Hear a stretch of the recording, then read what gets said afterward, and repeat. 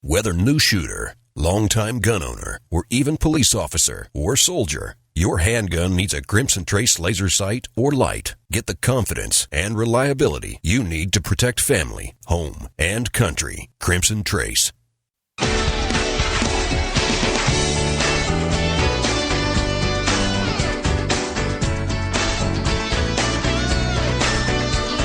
This is Tom Gresham's Gun Talk, now available on iTunes and other podcast clients, and on the free Gun Dealio smartphone app for iPhone and Android. Feel free to call Tom now at 1-TOM-TALK-GUN or 866-825-5486, or email Tom at guntalk.com.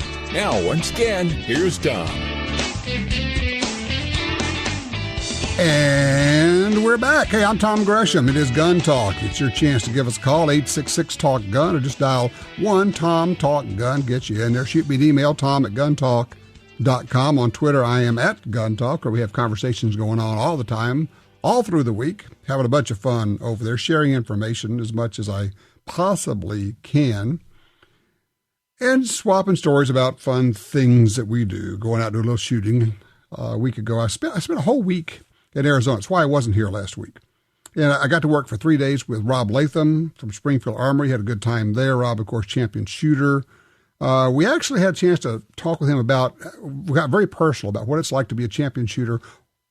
What does it cost? Not in dollars. What does it cost in time, but in lost opportunities? And we got very serious and it got very personal. As he said, the last graduation I went to was my own. Missed all of his kids' graduations because there's always a match. What does it take? Pretty close to everything to be as good as he is. Very interesting conversations there. You'll be seeing that on our television shows. A lot of things going on in the news. We'll get to some of those. I've got great letters from people who have experiences with companies. It always amazes me, the companies in the firearms industry and how well they take care of people and surprise people. They said, it's not a problem. We got that. We'll take care of that for you. It's pretty interesting, and it is encouraging to see what goes on there. A lot of things also on the political side. There's been a change, and I'm sure you've seen it. The Democrats, even 4 years ago, were running away from the gun issue. Now they're running toward it. Their handlers have once again given them very bad information because they all listen to each other at cocktail parties, and they are convinced that attacking gun owners is a winning position this time when it never has been before.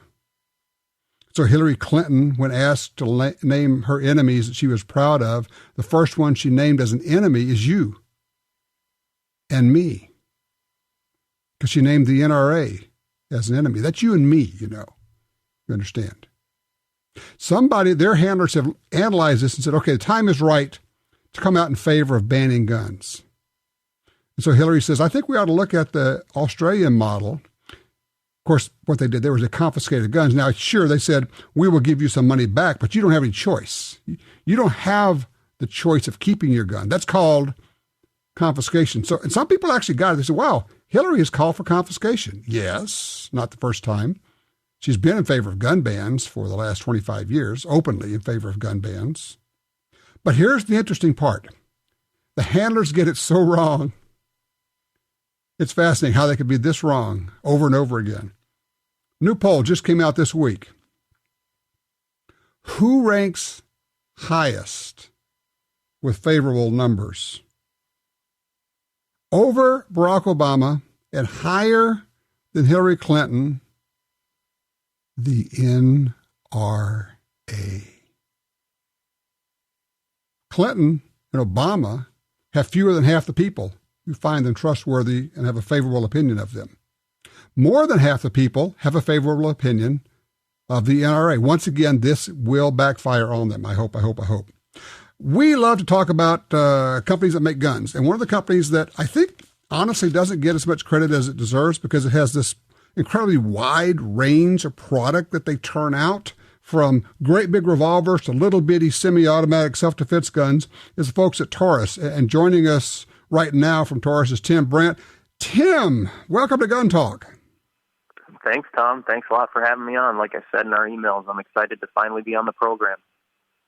Well, I gather you have actually been a listener of Gun Talk for a while. Absolutely. Yeah, I was just catching up on a couple episodes last week and heard some interesting talk on some concealed carry firearms. Obviously, like you mentioned, Taurus has the full range for sure. And as you mentioned in your lead, there's definitely a lot going on these days, isn't there? Well, there's a lot going on. And, of course, the more that politicians say they want to take away our guns, the more people buy guns, particularly a lot of women buying guns. A lot of people say, look, if you're going to take them away, I better get mine now. Because at their core, people get it that, look, the government cannot protect you. The government will not protect you. And, oh, by the way, the courts rule consistently that the government has absolutely no obligation or legal responsibility to protect anyone. You can call 911. If they don't show up, too bad. You can't hold them responsible. So everybody gets it. It's up to you individually to take care of yourself and your family. Toward that end, that's a lot of where Taurus's product line has been moving for a number of years, is it not? It really is, Tom. And, it's been exciting for me to come into Taurus. It's almost been a year already, which is pretty crazy and exciting. But you're exactly right. Taurus has a very wide lineup. A couple of things that we've introduced even recently, are specifically made with particular consumers in mind. And, one of the things that we announced all the way back at SHOT Show, and really now we're within a few weeks of finally getting to the market, and that's the TCP with wings. That TCP is a very popular semi-auto, very small, very conceal-worthy firearm. But one of the things that we heard are people that have smaller hands or might not be as strong as they once were, had a hard time working the slide. Well, right. The team before I got here said, hey, well, let's put some wings on it. So that's what we did. And so now you're going to be able to buy a TCP that has wings that flap out and will actually let you pull the slide. And it makes a huge difference. And that's just one example of kind of, what we're doing and where we're going from. And, one of the other exciting things that we've got here at Taurus is for the first time ever in the history of the company, a engineering and new product development team has been started up in the United States. These are people from the gun industry that are engineers, that are gun people. They use, they carry, they compete, and so we're excited with what we've got going here. Let me explain for those who are still trying to figure out the wings thing. Imagine that in the slide, cut into the slide, are two movable, for lack of a better term, levers or pieces of metal that fold in flush to the slide. I mean, when you hold the slide, you can't feel them, but you can make them pop out. And now you basically have almost a T arrangement that you can hook a finger or actually two fingers onto and pull back on the slide, release it, and then the wings fold back up. And now it's you can't even tell looking at it. It doesn't interfere with your grip or holstering or anything like that. It just makes it easier to work the slide on these little bitty pistols. Absolutely. Tom, I think, we're headed to NASGW next week, our industry trade show, and I could probably use you in a couple meetings to sell it. You did a pretty good job selling that thing. Yeah, I'll be there too. I'll drop by and give you a hand. How's that? I need all the help I can get. Okay, so you got the TCP with wings. You've been doing some fairly innovative stuff, but at the same time, Taurus is actually, as much as it has all these great concealed carry guns, you actually have hunting revolvers. You got big revolvers, and Taurus is a company that still embraces the revolver. Is there still a market there for revolvers? Absolutely. Like you said, over the years, one of the things we're excited about in 2016, we're going to celebrate the 10th anniversary of the Judge. Speaking of revolvers, and wow. That's a neat product, and it's not just one SKU.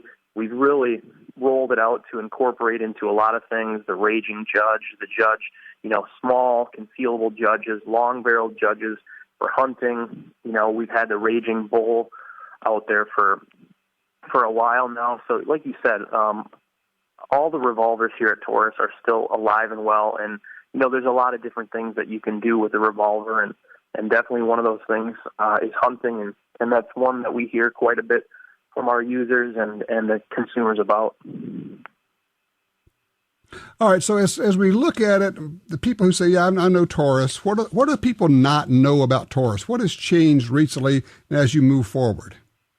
Well, I think, the one thing that we're excited about that I mentioned earlier was, having a U.S.-based new product development team, and that just can't be understated because, when you have a company here that's centered here, you get the good information here, we can bring products out to this market because that's where it matters. The other thing is we're making a lot more guns in Miami here in Florida. So, we do our TCP line here. I mean, we can't go too much longer without mentioning the Curve. That is done here, our popular PT models, and we're looking to expand that. And then I think, the last thing is just the G2, PT111 G2 has sold unbelievably this year, and we came in with a very aggressive price, but even till about 2 months ago, if you found the right retailer, you could purchase a reliable, high-quality, semi-automatic 9mm for $199 at retail. Whoa. Which really, caught a lot of people by surprise. And, This is a firearm that's been in our lineup for a couple years. The quality is outstanding, and that's really helped, get our momentum going back in the marketplace. Exactly. And all the information, all the new stuff is there at the website, taurususa.com. Tim, let me ask you, you're going to be introducing, showing some things at the NASGW, the dealers, or rather the distributors show. Will you be announcing that to the public after you release it there? We don't have too much to talk about at NASGW, but I can tell you at the annual meeting next spring, we'll have quite a bit to tell people about. Okay, so if you're at the NRA annual meetings next year, that's when you're going to find out the real news. Absolutely. All righty. Tell you what, I will see you in the Big Easy next week. Sounds good, Tom. Well, thanks again for the opportunity and safe travels. All righty. Take care. Tim Brandt from Taurus, taurususa.com. Okay, your calls, your questions, your comments right now on Gun Talk.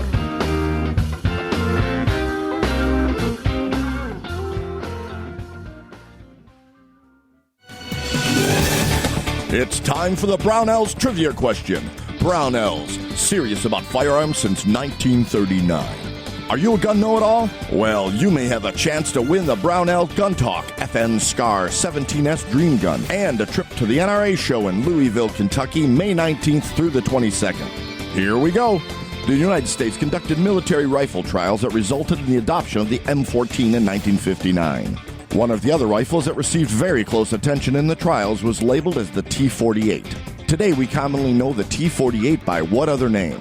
The M1 Garand, FAL, or AK-47? To answer and have a chance to win, go to brownells.com/guntalk. That's brownells.com/guntalk. When it comes to firearms, Brownells has more, knows more, and does more, and guarantees it all forever. Brownells is serious about firearms. Crossbreed Holsters is broadening our product selection to serve more of your concealed carry needs. With products handmade in the USA, like the bedside backup, gun belts, and of course our world-famous Super Tuck and Mini Tuck holsters, we understand what works, and we take pride in providing you with a quality product. At Crossbreed Holsters, we live and breathe concealed carry. We make and sell products that we believe in and products that our customers love. To see more, go to crossbreedholsters.com. That's crossbreedholsters.com. What's the best self-defense gun? It's the one you have with you. The Taurus Curve is the most comfortable gun you can carry, so you will have it with you. It actually curves to fit your body. Ultra comfortable, snag-free, made in the USA, built in light and laser. 10.2 ounces of .380 firepower. Double action only. The world's first and only curved firearm. Details at taurususa.com. Who will you trust with your guns and valuables? Liberty safes are the best built and most secure safes on the planet. They sell more gun safes than any other brand. It's about trust earned through performance. If your Liberty safe is damaged by fire or attempted break-in, they'll send a new safe right to your home. Protection from thieves and fire.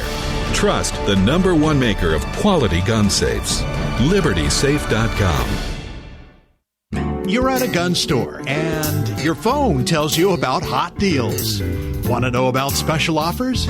No problem when you have Gun Dealio, the free app for your smartphone. Gun Dealio delivers the latest deals on guns, ammo, and extras direct to your phone. Don't overpay for your shooting gear. Get Gun Dealio. It's free at the App Store and Google Play. Trigger the deals with Gun Dealio. GunDealio.com. The Ruger American Rimfire Rifle combines features of the Ruger American Rifle and innovations of the 1022 Rimfire Rifle to appeal to all bolt-action enthusiasts. It features a modular stock system that provides comb height options for scope or iron sight use, a power bedding integral bedding block system for outstanding accuracy, a Ruger Marksman adjustable trigger, and a 1022 style rotary magazine for reliable feeding. The Ruger American Rimfire Rifle, another rugged, reliable firearm from Ruger.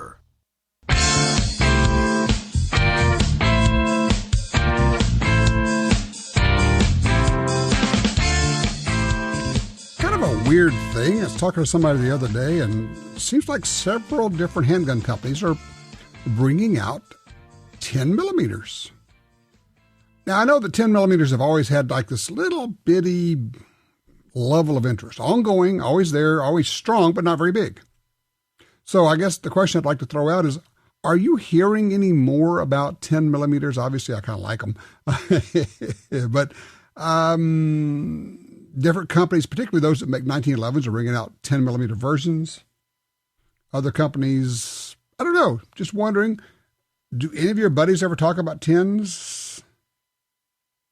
Or is this one of those deals that because I am attuned to it and I think they're cool, that I just notice every mention of them? 866 Talk Gun gets you in there. By the way, I mentioned earlier, got this email, thought I'd share. This is from Kevin. Thought I'd share an experience with you that I had with the folks at Lee Precision. Yesterday, I had to remove a stuck case for my 30-06 sizing die. I followed the manufacturer's recommendation to remove the case, which was no problem.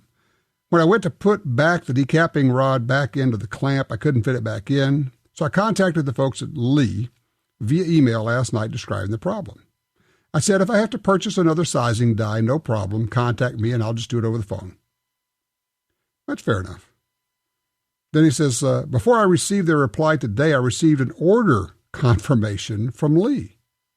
So before he even heard back from him, he gets a response that says, we've gotten your order. They're sending me a brand new clamp and decapping rod for free. It says, I've been loading with Lee equipment for years and their customer service is outstanding. They always have been prompt in their responses and information for troubleshooting when requested. An excellent company. Not only can I make very accurate ammo, Lee takes care of their customers.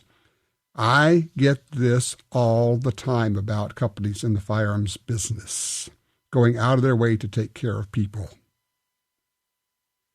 I don't know. I don't want to put too fine a point on it, but I think it just has to go with the quality of the people involved in the business. Tim's on 3 in Carson City, Nevada. Tim, talk to me about revolvers.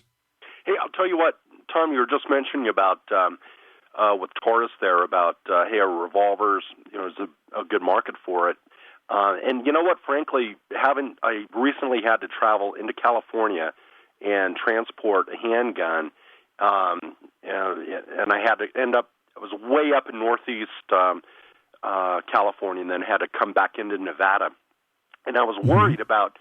Look, I don't know what the laws are, the magazine capacities with any of my semi-autos, but, I don't have see that where you're worry going with the revolvers, Yep.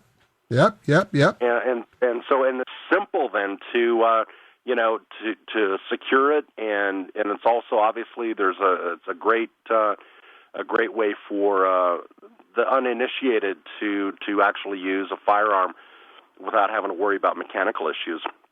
In terms of very interesting, yeah. If you were going to a place where you weren't sure about the whole magazine capacity or all of that, is this gun legal there? Revolvers are almost always okay, no matter where you go. That's a very good point, Tim. I had not thought of that, but another one to put in the checkbox for revolvers.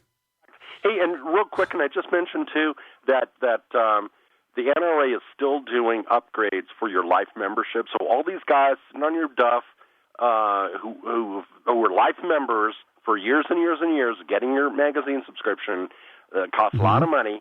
You guys can upgrade to all these various levels. So I'm already at patron level. My next one is going to be, instead of my new gun, I want to get a benefactor level. Costs me $350, and I think it's just something to think about. Yeah, you can't beat it. I mean, because these have been like, what, weren't they like $1,500 each or something like that? That's right, exactly. Yep, and it's a new deal now. I mean, you can go in and just continue to upgrade every pop. Wow. So I went to endowment, the thing is, patron. You could set it up. You say, okay, well, I'm going to do this either all at once, or I'm going to do one level at a time per year. It's a great point. In fact, Tim, I have to admit, it's what I did at the last NRA show. I went over to the booth there. I said, I want to bump up one from Life, and I did. And then next NRA show, I'm going to bump up another, and then the next NRA show, I'll bump up another. So I'm doing exactly what you're talking about. So that is great. Thank you, sir. Eric's in Fresno, California on 2. Eric, knives. Let's talk about them. Yeah, I have a question. You had a guy on a little bit ago talking about knives. I was wondering what the legal length is to carry a fixed blade knife. It depends entirely on where you are. It's state laws and actually city laws vary. It's one of the reasons that we formed a group called Knife Rights, and we go in and try to get preemption laws so that cities can't pass individual knife laws, so that as you are traveling around, you're legal, and then you cross this invisible line, and all of a sudden you're illegal because you've got this knife with you. If you really want to know, you could always ask the district attorney. You could check. But also, I would strongly encourage you to go to the Knife Rights website. It's kniferights.org, and it's got information there on knife laws, but also it's a group that will help. If you'd like to be involved, maybe make a donation. We don't have any money. But we'll take all we can get to help out. We do a lot with a little. And we're basically fighting these kind of laws everywhere. So it is up to each of us to know what the laws are. Even if it's complicated and convoluted, you still have to make the effort, because we are, after all, the responsible ones. We're the good guys. We do obey the laws as long as we can figure out what the laws are. And sometimes that's just not so easy.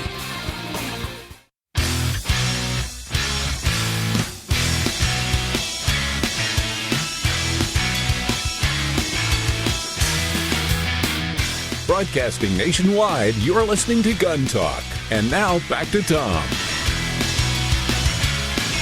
All right, I want to take this one call first before we get our guest in here. David is on line 4 out of North Dakota. David, what's your question here?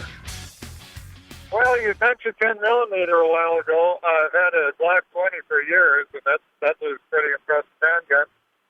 I'm wondering if you're familiar with the MEC-TEC carbine upper conversions. I am only familiar with MEC-TEC, and it's MECHTECH. I'm only familiar with it, just kind of what it is. I've not had a chance to shoot one. Basically, it's you take your Glock frame and stick it in this thing. It becomes a rifle, right? Right. Wondering what you thought of that.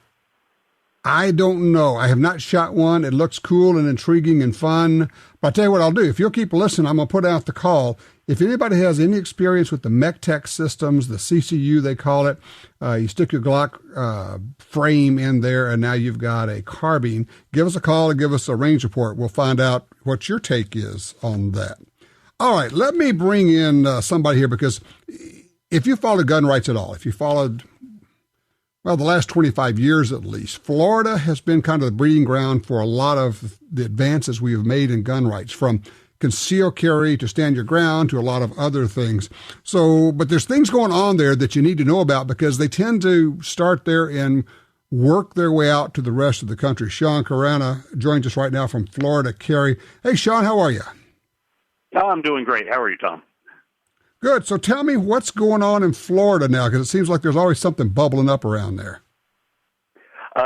We started out this legislative session with things going really well. We have 3 very important bills going through the legislature that are going to allow unconcealed or open carry, another one for campus carry, so that college students can defend themselves. And or anybody else who goes on a campus, not just students. If it's anybody who goes on a campus. Exactly. Right now in Florida, if you're walking down the street and that sidewalk you're walking down happens to be in front of a college campus, you could be arrested. And that's something we're trying to fix.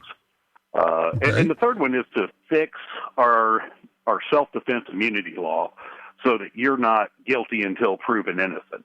We're trying to change the burden back so that they actually treat you as innocent until proven guilty.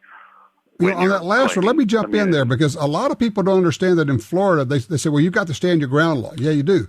But the burden is on you to prove that you qualify and that it applies to you. It's not, you really truly are guilty until you can prove yourself innocent. And so you're trying to flip that around?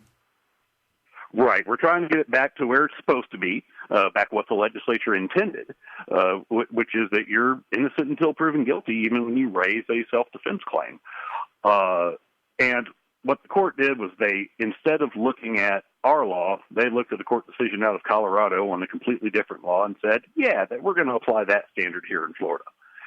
And that's gone on for a while, and we're trying to fix what's been done there. And it's very easy. Florida Supreme Court came out with a decision, said that they're applying the standard the way they are, and told the legislature, if you disagree with us, then you can tell us so. So that's what the legislature is doing in that case.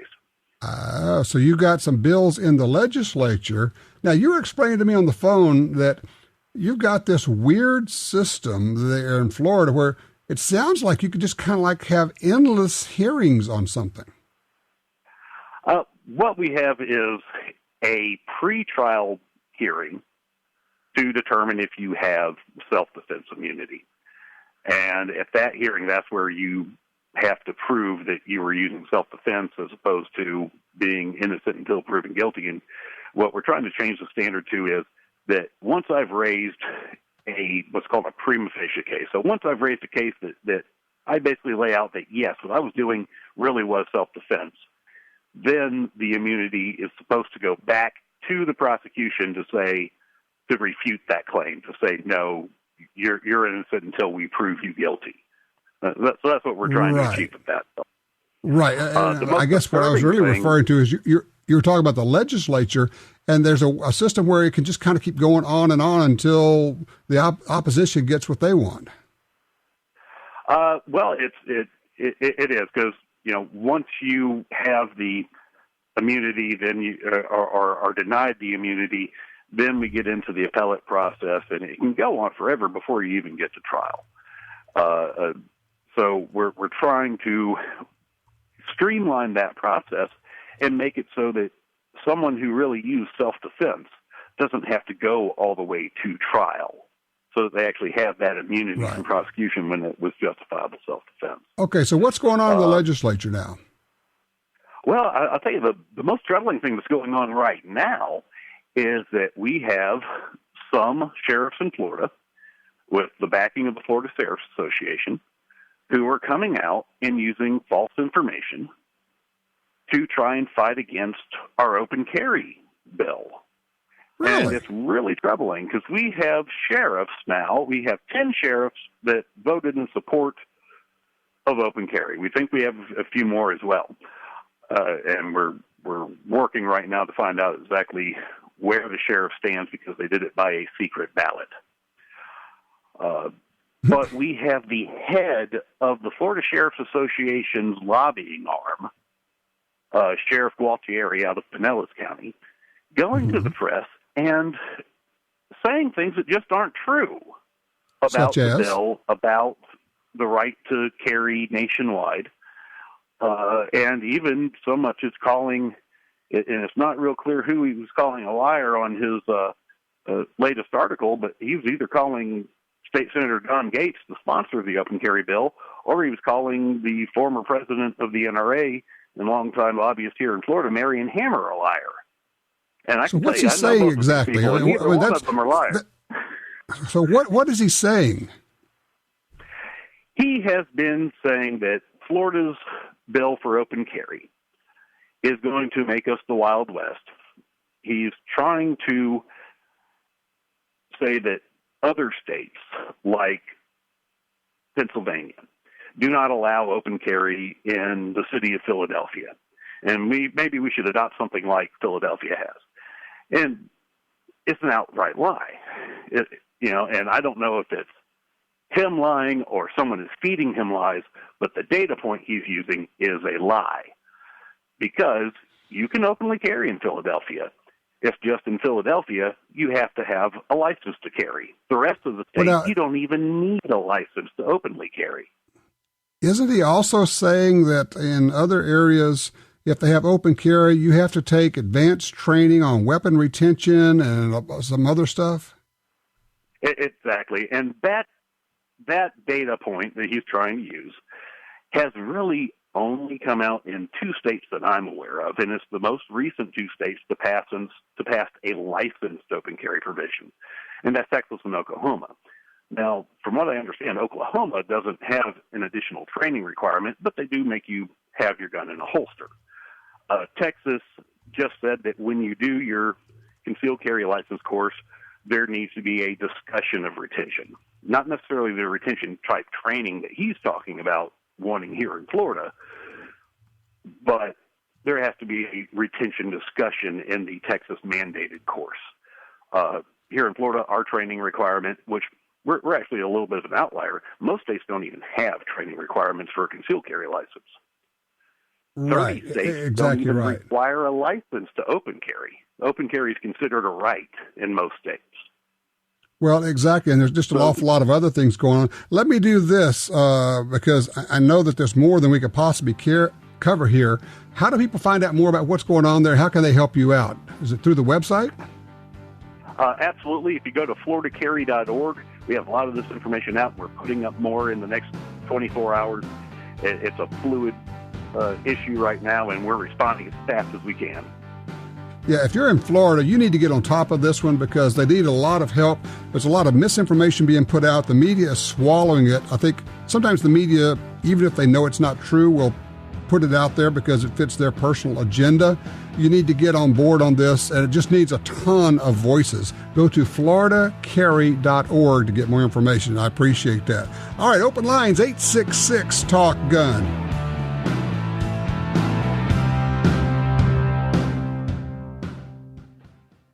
In the war on terror, fighting crime in the streets, in competition and homes around the world, one name in firearms stands out: Sig Sauer. Our pistols and rifles are renowned for their unfailing performance. This same commitment to excellence can be found in our line of SigTac accessories and the training offered by the Sig Sauer Academy. For unmatched quality, reliability, and innovation when it counts, choose Sig Sauer. Visit sigsauer.com today. Be sure to watch NRA Freedom Friday from 8 p.m. to 11 p.m. with Freedom Fighters, American Air Gunner, ATSN Stop the Threat, GUNTALK TV, Championship Season, Guns and Gear TV. Watch NRA's Freedom Friday only on the Pursuit Channel, where we deliver the outdoors. You spend weekend mornings ringing steel, not at brunch. You prefer cleaning your AR over shopping for antiques. And you know that your high-performance gun has a huge appetite for quality ammo that's affordable. The new Barnes Range AR ammo uses top-quality components to ensure your gun runs smooth. Loaded with light-for-caliber jacketed zinc core bullets to maximize speed in 5.56 and 300 blackout. Fast, flat, accurate. Barnes Range AR ammo at barnesbullets.com. In the field or on the range, you need a trigger you can trust. For over 60 years, Timney triggers have been trusted by hunters and shooters everywhere. A Timney trigger could mean the difference between a great shot and a miss. Timney triggers are proudly made in the USA and come with a lifetime warranty. To order, go to timneytriggers.com. That's TIMNEY triggers.com.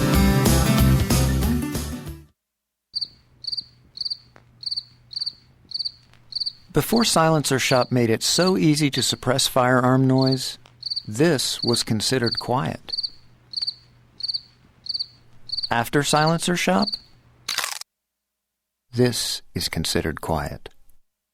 Help make the world a quieter place. Visit silencershop.com to find a dealer powered by Silencer Shop near you. No crickets were harmed in making this commercial. Behind every revolution is a patriot. Just as this great country was founded on the ideals of many, the new Mossberg Patriot is the sum of all that came before it. Reliable, timeless, built to last. The classic American hunting rifle with a heritage forged over generations has come home. Mossberg, built rugged, proudly American.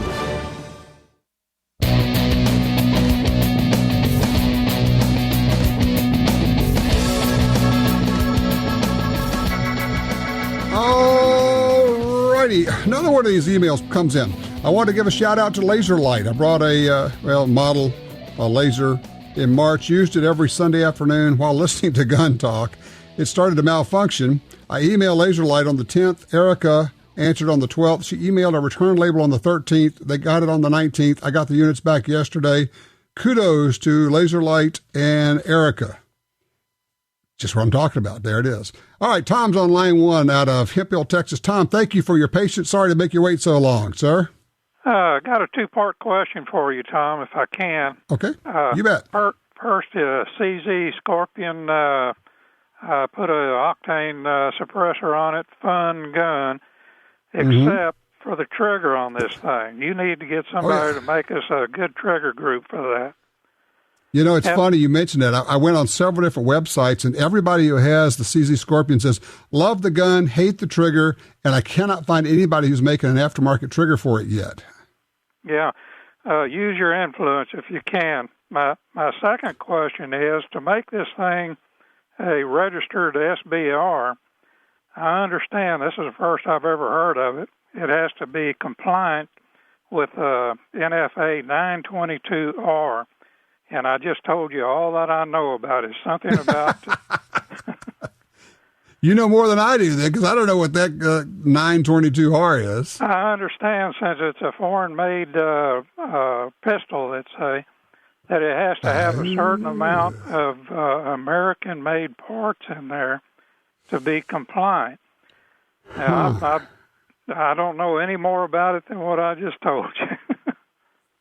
Well, you know, I don't know, but I know that there are conversations about that on AR15.com and a few other of the websites that people have those and they're talking about it. But I got to tell you, I honestly don't know. Maybe somebody will fill us in, call in, and educate both of us. If somebody knows the deal on taking the CZ Scorpion and making an SBR out of it, essentially what that means is sticking a stock on it because right now it's a pistol.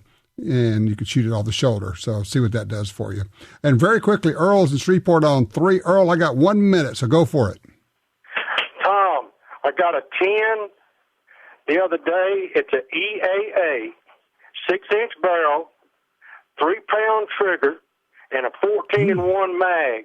And that extra weight is really great, and it's good out to 100 yards, and I'm going to try 150. A man after my own heart. Well done. You got it all in there, Earl. I appreciate that because the clock is always ticking on us. Yes, once you start shooting 10 millimeters, you go, ooh, nice. The GT20 that we did with SIG, delightful. It's heavy, but you know what? It's good. Fill it up with ammo. And in this case, guys, 14 rounds of 10 millimeter and an EAA. Yeah, just the ammo alone would add to the weight and make it very controllable. So just lots and lots of fun. And honestly, they really are 100-yard guns. If you're up to it, the guns are up to it. Okay. By the way, I wanted to thank Paul Marco for filling in for me last week. I know Paul is an interesting fellow, lots and lots of experience in a lot of different areas. And so I'm pretty pleased that he would be able to do that. We will also be talking on the after show about open carrying, an experiment done by one of the crew and how that worked out this week. 866 Talk Gun gets you in here.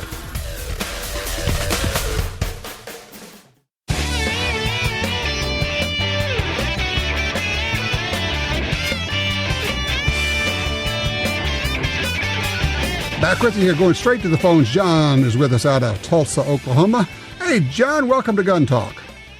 Hey, Tom. I just had a comment about open carry in Florida. So, as you mentioned, we had open carry passed in Oklahoma maybe a couple of years ago, and this was before Texas even.